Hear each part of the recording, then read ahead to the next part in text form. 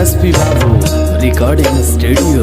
जोड़े जोड़े फलवा सूरज देवा घटवा तिवई चढ़ावेले हो।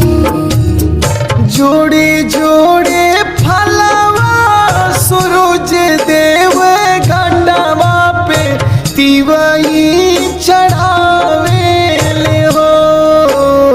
जल बीच खड़ा हो ये दर्शन ला असरा लगावेले हो। जल बीच खड़ा हो ये दर्शन ला असरा लगावेले हो।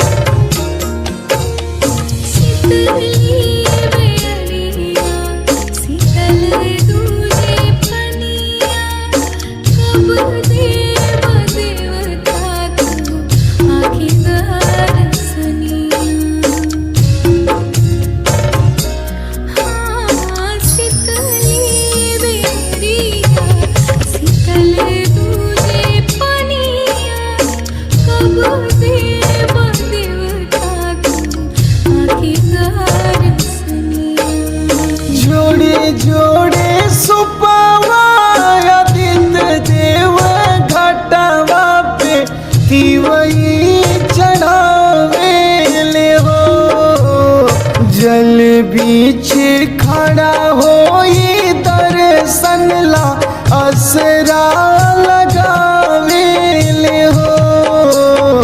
जल बीच खड़ा हो ये दर्शन ला असरा लगावेले हो।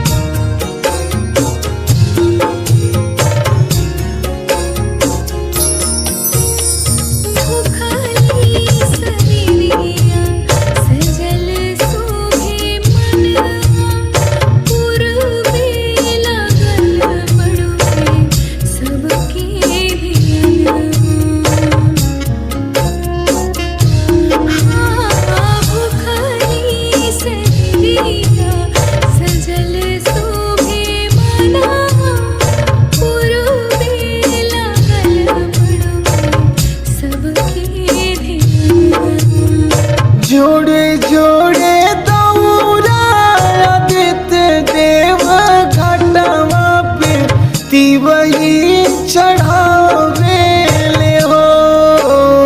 जल बीच खड़ा हो ये दर्शन ला असरा लगावेले हो। जल बीच खड़ा हो ये दर्शन ला असरा लगावेले हो। जल बीच खड़ा हो ये दर्शन ला असरा लगावेले हो। आप सभी लोगों को मेरी तरफ से छठ की ढेरों शुभकामनाएं।